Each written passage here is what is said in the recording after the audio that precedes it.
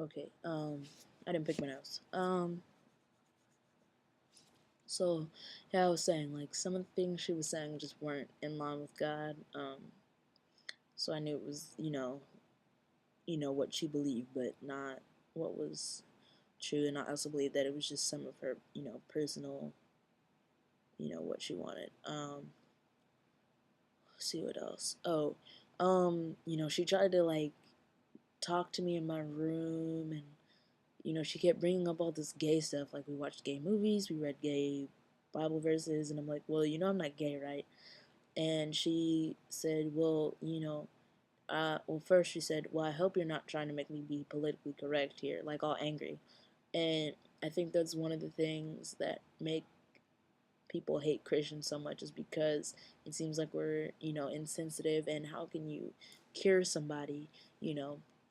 It's like trying to cure somebody, you know, with like diabetes by giving them cancer medicine. Like, if you're gonna try to fix somebody, even though they can't be fixed, only controlled, and just everything be shoved under the rug in the name of Jesus, which is not the way he wants it.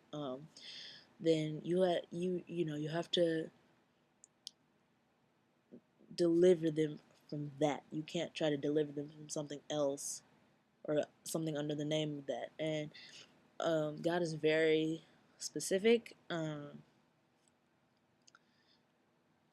Like, she also said that he doesn't differentiate between transsexuality and homosexuality, and the two are very different. Number one, just because they are, and also, you know, if if God is the way we say He is, then He's not gonna leave anything up to us to decipher. Like, if it's really that important to Him, He would write it out in plain lettering. But then again, like, you eat shellfish, you don't, think twice about it. There's no sect of God hates shellfish eaters. Nobody's, killing shellfish eaters. Nobody's, you know, churches and shunning shellfish eaters, kicking them out. And then trying to bring them back in as beef eaters or something. Like, and who's to say, then they try to say, oh, well, some parts of the Bible are antiquated. Well, who gets to decide which parts are and which parts aren't? If God doesn't care about shellfish anymore, then, what makes you think that He cares about, homosexuality anymore? Or if He does care about homosexuality, then maybe we should all stop eating shellfish. But you can't just pick and choose. Um, oh, religious rant. Sorry about that, but, I feel pretty strongly. Um, so yeah, that was pretty much my coming out experience. This Tuesday, well, actually, it started like a few weeks ago. My mom was trying to get me tested to see why I'm transgender. So the first one was a hand test, um, where they send like currents through your body. It's not painful, you don't feel it, but it like pings off your like entrails, and it tells you what's wrong. um, the test came back saying that my liver was messed up and that my joints were agitated. Um, I have taken a lot of painkillers in my life, not abusing them, but just I've needed to. So that's why if my liver is messed up, that would be why. And my knuckles or my joints are agitated because I literally crack every joint in my body. So that didn't really show much. Just recently, on Tuesday, my mom set me up with a doctor's appointment to get a blood test done. This is the second test of, I'm sure, many. But, so I told the doctor what was going on, and he's Christian also. He actually goes to the same church I do, and, you know, um, like I've been saying that there's like a lot of different types of Christians. He was the real deal. He is well aware that, like, you know, certain things just don't matter anymore, and it's not a curse. It's transsexuality, homosexuality have been around forever. And people say that God is plaguing us with these issues because we've taken God out of the Constitution. But how many of you guys are international? Like, it's not just us that has homosexuals and transsexuals. Um, and also, what else did he say? He was just really cool. He was just, like I'm still getting the test done in about 7 weeks, but because he has to get my iron up. I'm actually anemic, but it was just to appease my mom because he totally understood, and like his wish for me was that I wouldn't stop at being transgender in discovering myself. Like he wanted me to continue to discover new things about myself and to not label myself, but identify as other things other than stick with just that. And like I definitely want to move on from this being my focal point. But you have to focus on certain things at certain times.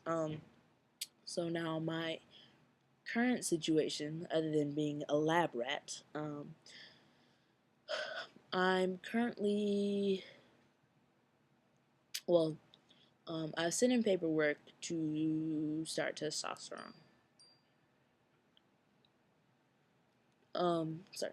I sent in paper to get testosterone. I haven't gotten an email back. I've already talked to people at school and the LGBT center, and so the housing department knows that I'm transgender, and so I'll be getting an on-campus apartment next year instead of a crappy dorm room like I live in now. Like seriously, this place looks like a nursing home. It's just awful.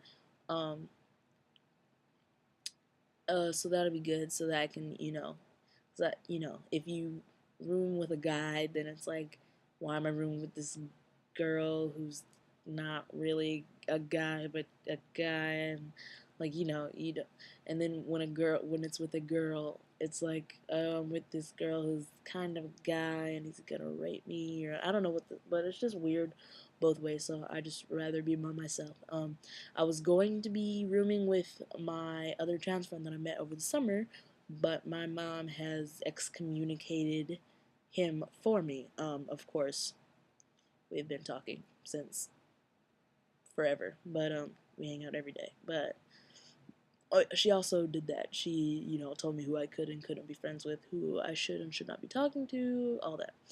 Um, um, so yeah, I have this binder. Let's see if I can find it. No. Oh, hold on.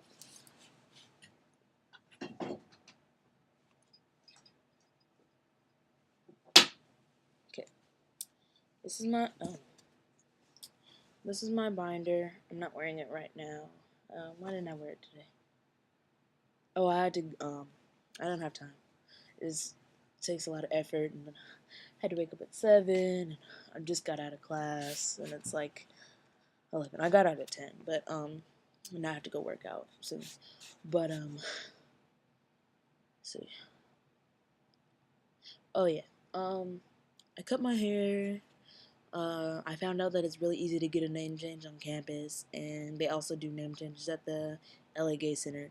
Um, so that's pretty much where I am right now. My inner circle of friends know me as Zay. So that's a start, and it's kind of getting to the point where like I really want to transition, but I'm just waiting on for either my parents to come around or for me to get fed up enough to just tell them that this is what I'm gonna do regardless.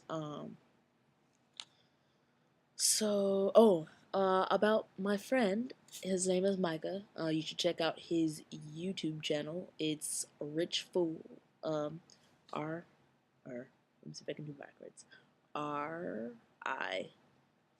RICH, capital F, capital O, capital O, capital L. Rich Fool. He just got his first shot of testosterone yesterday. He also today got his name changed through the university and got his gender marker changed to male at the university. So congratulations, yay, I'm so happy. So yeah, that's been my life up to now. Yeah, so that's it. I'll put a bunch of stuff over there.